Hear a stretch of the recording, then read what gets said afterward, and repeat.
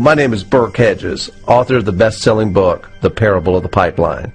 I open my book with a story about Pablo and Bruno, who take two very different paths in their quest for financial independence.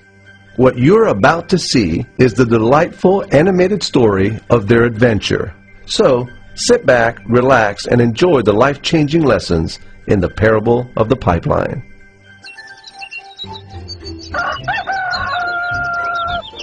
Far away, in a small village, near a beautiful valley, lived two friends, Pablo and Bruno. They were both young and dreamed of a better life for themselves. They'd often discuss their dreams about how they would become the most successful men in the village. They weren't afraid of hard work, and they searched for opportunities to help realize their goals and achieve their dreams. One day, an opportunity presented itself.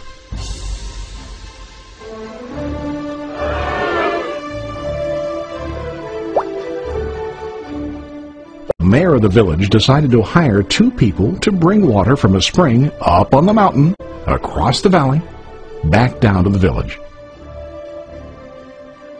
They were to be paid based on the amount of water delivered to the village. Bruno and Pablo enthusiastically got to work. Every day, from morning till evening, they carried buckets to and from the spring. They worked hard, carrying water to the village. In the evening, they'd return home with their day's wages.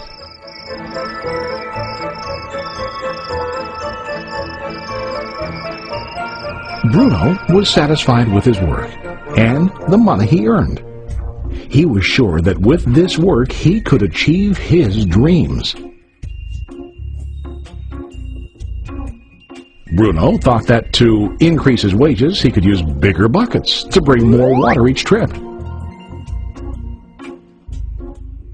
He believed with a larger income he would soon be able to buy a cow and the house that he dreamed about.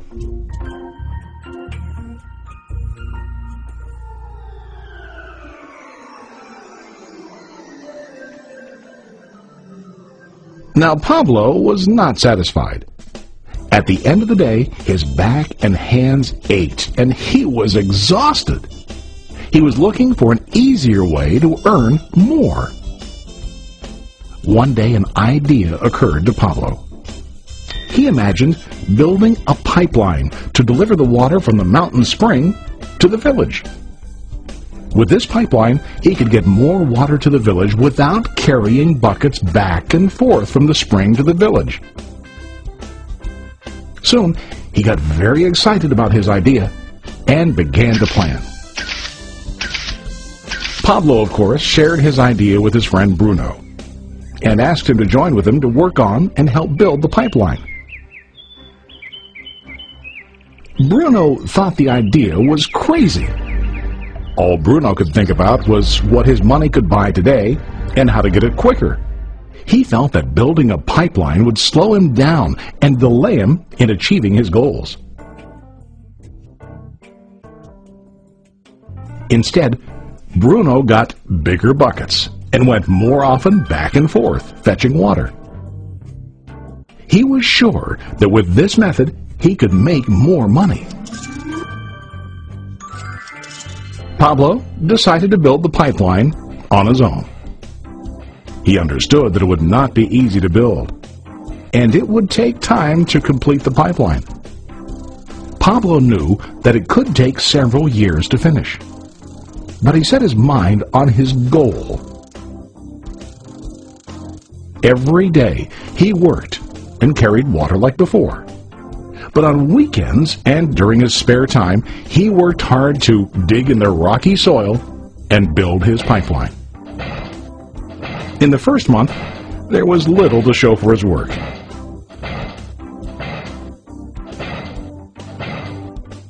Bruno and the villagers laughed and teased him. They called him Pablo the Pipeline Man. During this time, Bruno's income doubled. He already bought a cow and a bigger house. His lifestyle changed. He now spent time after work in the bar, enjoying his hard-earned wages from delivering water.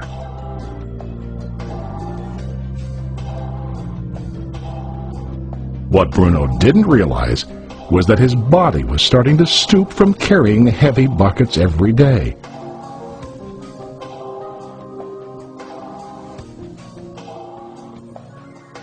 His face looked worn and his body tired.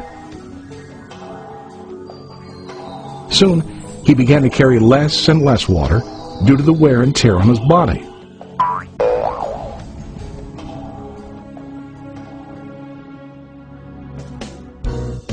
Month after month, Pablo worked. Soon a year passed, and then a second year. Finally, Pablo finished his pipeline. He now used his pipeline to deliver water to the village instead of carrying buckets. Pablo was now earning more money than ever before. The water continued flowing to the village, while Pablo wasn't working. While he slept and ate, the water flowed. Pablo was happy and proud of his insight, persistence, and hard work. Now his income flowed as long as the water flowed through his pipeline.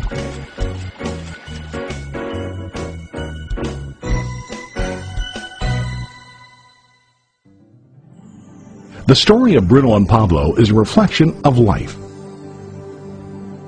Their jobs symbolize what most people do to earn money. Bruno gets his money using buckets. He goes back and forth, carrying his buckets from the spring to the village in exchange for money. To increase his income, he either has to go more frequently to the spring or to use larger buckets. It's common in real life to increase our income by working harder.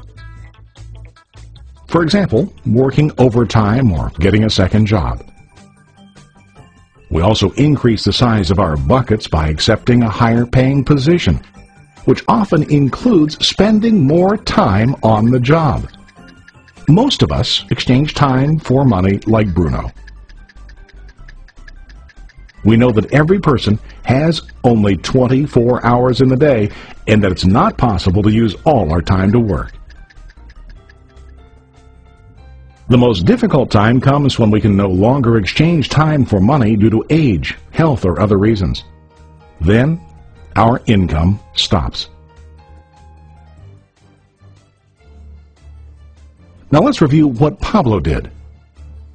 Very wisely, Pablo did not exchange all of his time for a limited income, but he used some of his time to build a pipeline. He knew that the pipeline would bring ongoing income as long as the water flowed.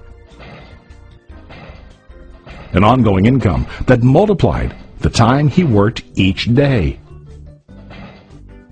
Pablo knew that someday, maybe because of age or health, he would no longer be able to exchange his available time for money. Pablo knew that if he could make his idea of a pipeline work, then he only has to do the hard work of building the pipeline. After the pipeline was completed, Pablo was able to monitor and maintain the flow of water to ensure that his income will continue. Pablo has shown us that to earn an income, we don't always have to directly exchange time for money. There really are better ways. How about you? Are you still like Bruno, who directly exchanges time for money? Or do you want to be like Pablo, building and maintaining a pipeline for ongoing income? If you are interested in the idea of building your own pipeline, contact the person who lent you this presentation. You can start building your pipeline today.